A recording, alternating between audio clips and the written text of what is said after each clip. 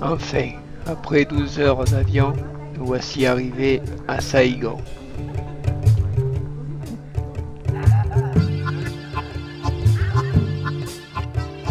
Toute la famille de Martine nous attend à l'aéroport. Nous laissons la maman à Martine à la famille.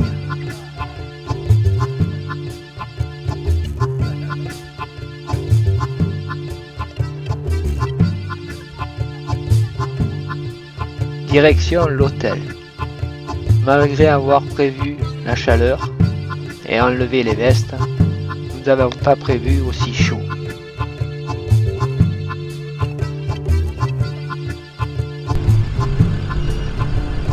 Saïgon, c'est le poumon économique du Vietnam, avec ses 8 millions d'habitants. Au début, on est surpris par la circulation des motos, mais aussi des klaxons.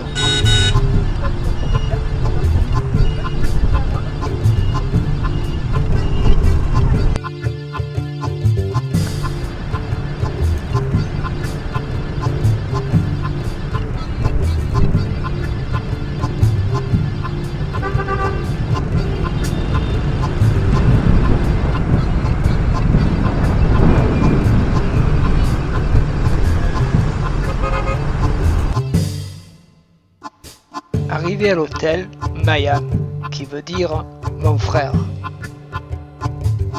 Les filles Kungai, en vietnamien, nous accueillent dès notre arrivée. Quelle surprise de voir les filles nous accueillir ainsi.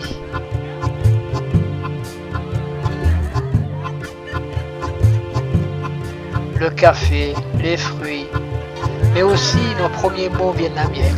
Come on, qui veut dire merci. Come on, come on. Yeah, come on. Come on. Je me brûle. Dès notre arrivée, nous décidons de repérer les lieux. À Saïgon, les trottoirs sont faits pour les motos, pas pour les piétons. La circulation y est très dense. D'ailleurs, pour notre premier jour, pour traverser, c'est la galère. Mais on s'y habitue vite.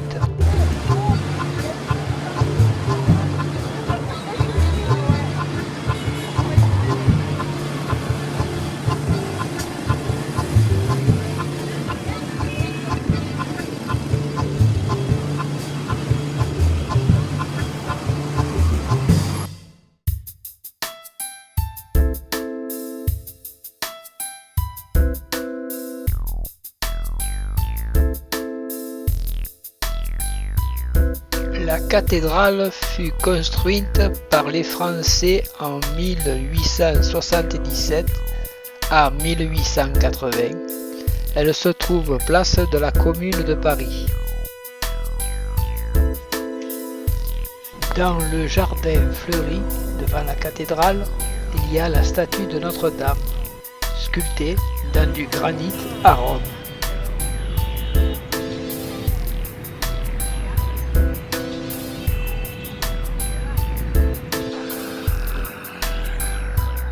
Cathédrale.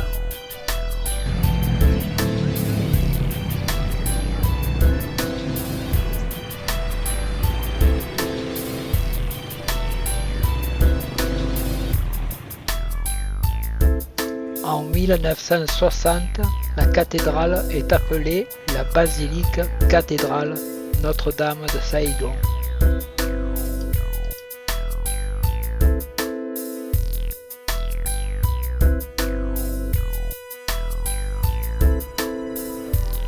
La poste centrale de Saïgon est un bâtiment situé au centre de Saïgon. Elle a été construite en 1886 et 1891. La charpente métallique de la poste fut conçue par Gustave Eiffel. On trouve à l'intérieur un plan de Saïgon et une carte du réseau téléphonique de la Cochinchine datant du début des années 1930, mais aussi le portrait de Ho Chi Minh.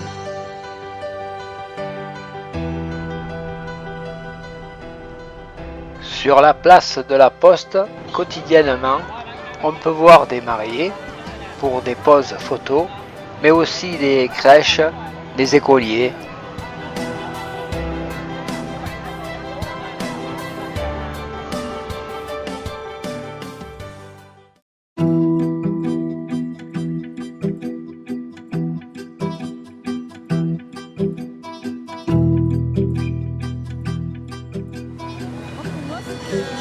L'hôtel de ville de Saigon est un palais construit par l'architecte français Paul Gardès de 1902 à 1908 au centre de Saigon.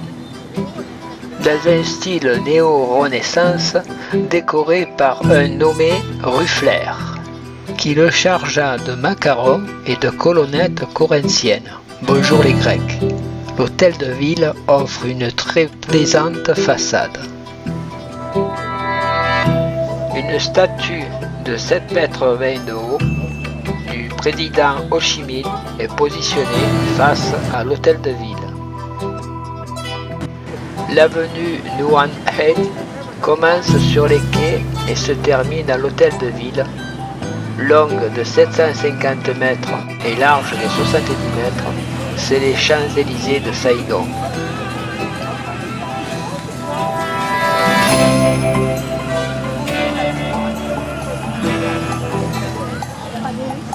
Vietnamiens et touristes s'y rassemblent la nuit.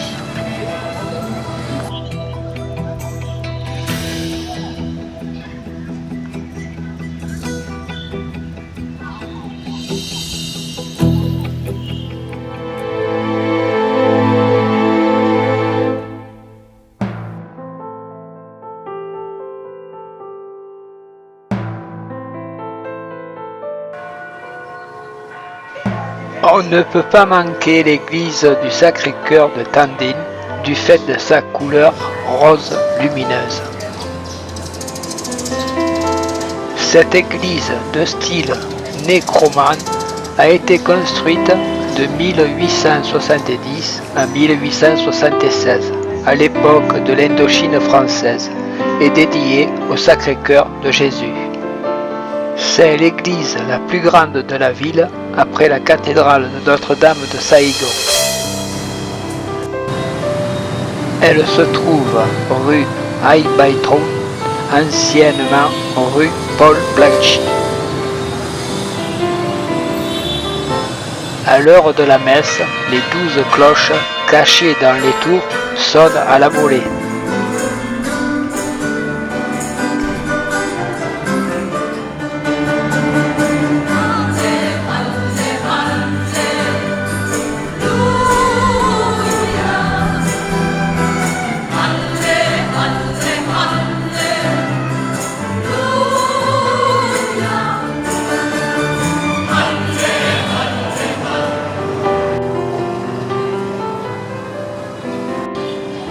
Dans le jardin de l'église se trouve un magnifique chemin de croix.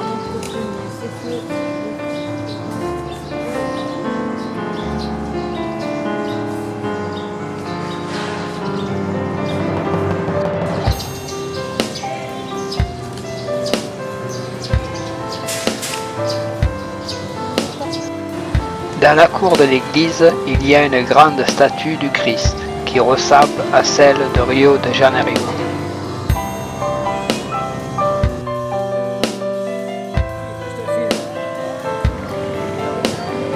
Regarde tes bonsaïs. Ah là, il y en a des beaux de bonsaïs.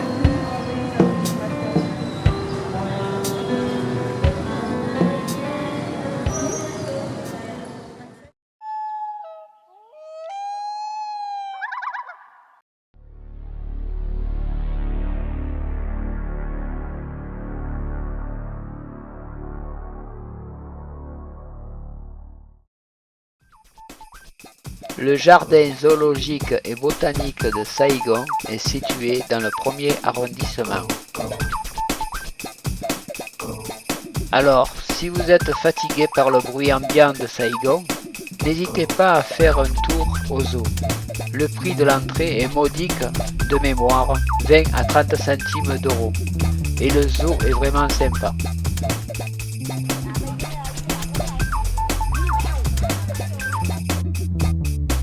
Les animaux semblent bien se porter, ont de grands espaces et il y a de nombreux bébés animaux dans le zoo. Là, ça doit être le bleu qui l'a pris, regarde. Le savez-vous?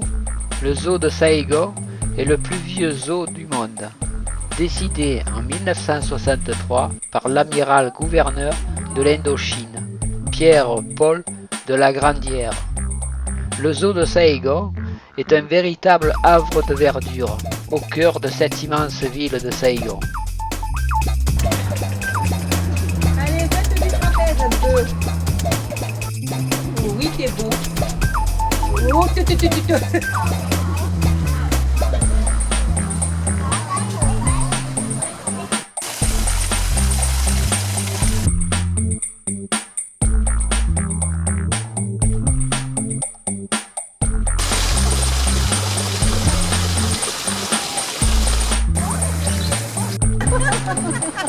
Bah, je suis heureux de voir qu'il n'y a pas que nous qu'on est morts de chaleur.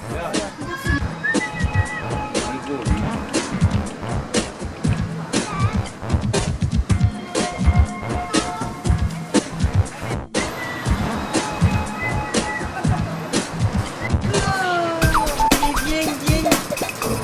Allez, viens. Allez. Regarde là, regarde là. Allez, viens, viens. Allez. Oh, regarde, regarde là. C'est normal. Hein. Oh, c'est trop beau. Allez.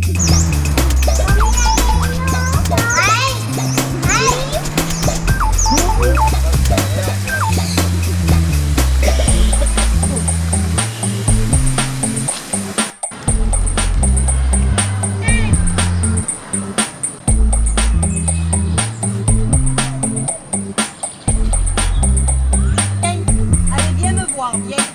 Allez, viens, debout, viens là, viens. Oh là, oh là là, viens là, viens. Oh oui.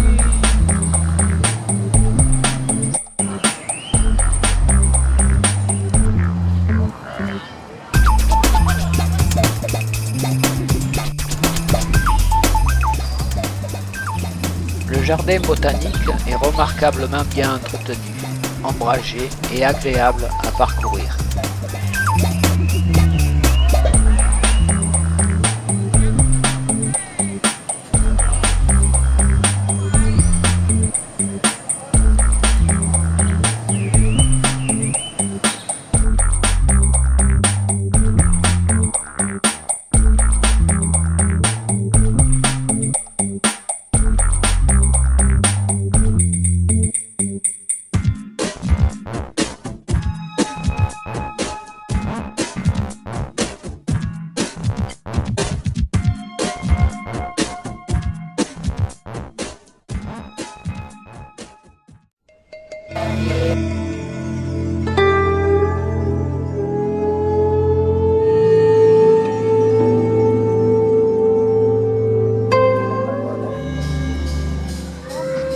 La pagode de l'empereur de Jade est une pagode taoïste et bouddhiste située au 73 Mai Chei-lu.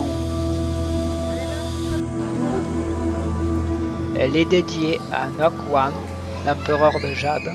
C'est un illustre personnage du taoïsme. Elle a été construite par la communauté chinoise en 1909. Depuis 1984, elle est également connue sous son nouveau nom sino-vietnamien de Temple de la mer et de chance et sous celui de la pagode de la tortue. Une légende dit que Liu Ming se serait sauvé de Chine après avoir été condamné pour l'assassinat de son frère. Il aurait promis de se racheter. Il a alors construit le temple à l'endroit où un arbre avait été frappé par la foudre.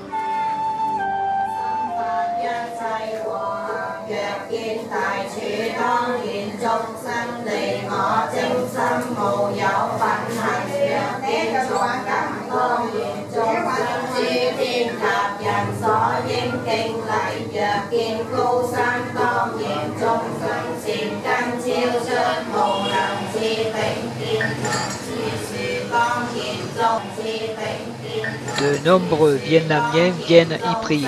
En général, ils brûlent des encens, mais ils peuvent aussi offrir des fruits aux divinités. Ils offrent aussi de l'huile à brûler pour les chandeliers de l'autel principal.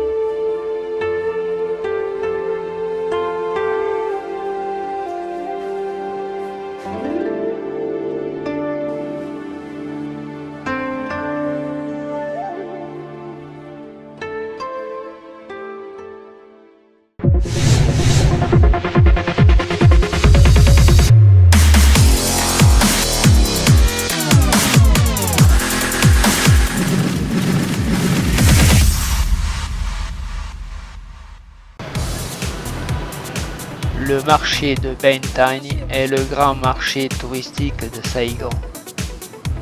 L'horloge située à l'entrée du marché est un des symboles majeurs de Saigon. Il est situé dans le district Hue, entre le quartier routard de la rue Phran Nhu Lao et le quartier des monuments historiques de la rue Dong Quai. Le marché de Ben Thanh existait avant l'attaque des Français sur Saigon. À l'époque, il était situé sur les bords de la rivière Ben Nha, son nom vient de là. En 1859, les Français attaquaient Saigon et les soldats vietnamiens mirent le feu à la ville ainsi qu'au marché. Les Français ont reconstruit le marché en 1860. Après une longue période, les Français décidèrent de le reconstruire à côté de la gare My Tho, la gare routière maintenant.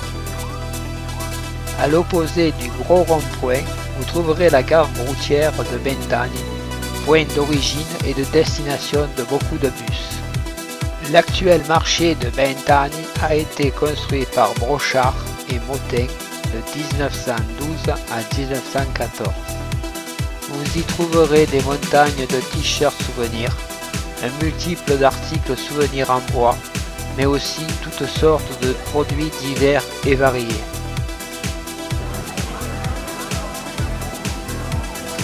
Ces produits peuvent être des poissons et crustacés vivants.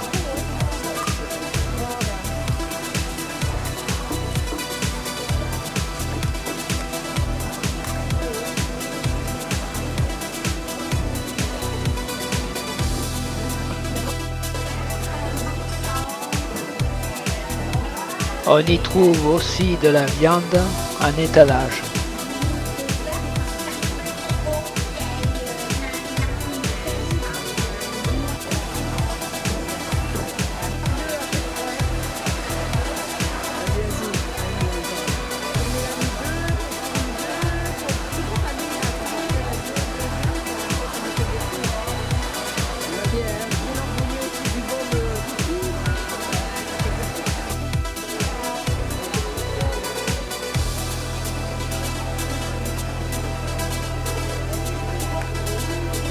Au Vietnam, on ne trouve aucun clochard, mais des handicapés qui font la manche.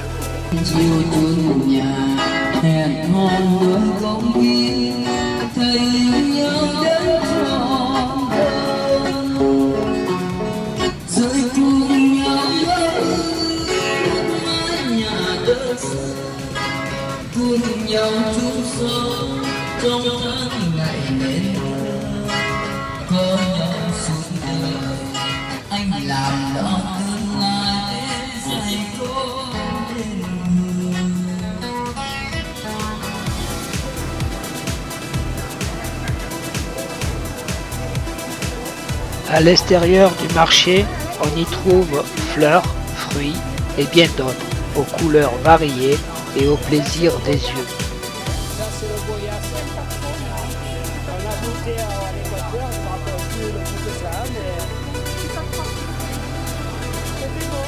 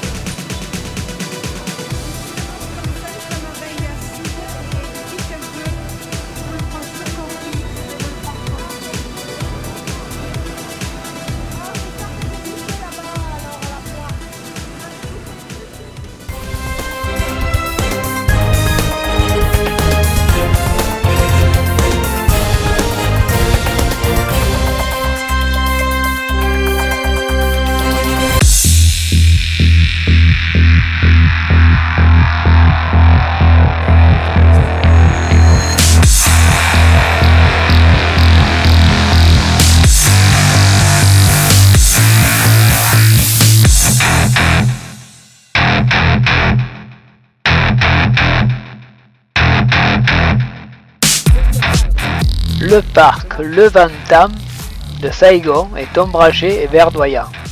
C'est un endroit agréable pour faire de l'exercice et voir la vie quotidienne des Vietnamiens. Pendant la période coloniale, c'était un cimetière français, le cimetière Massige.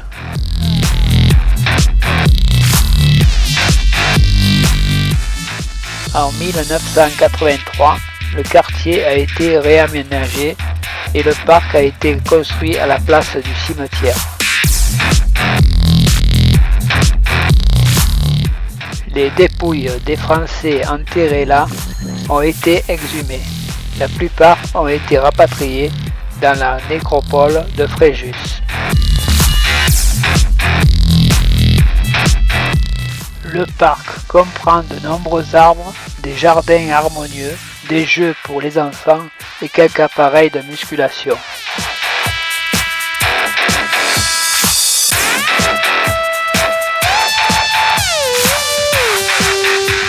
Un excellent endroit pour faire du sport. De nombreux Vietnamiens s'y rendent en fin d'après-midi pour y faire des exercices. La plupart marchent sur le périphérique du parc qui forme un cercle, tel une piste d'athlétisme.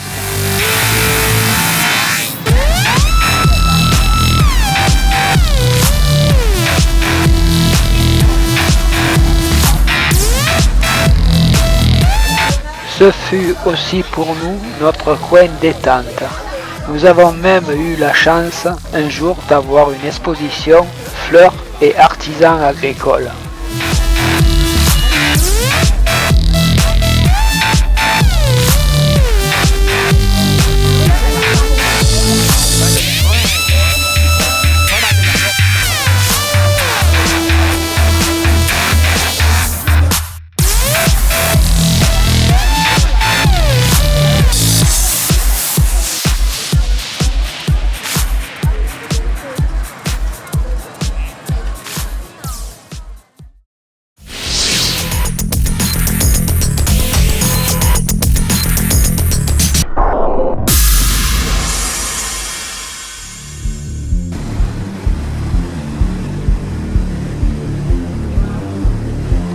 Je ne voulais pas finir la deuxième partie du Vietnam sans vous faire découvrir la nuit à Saigon.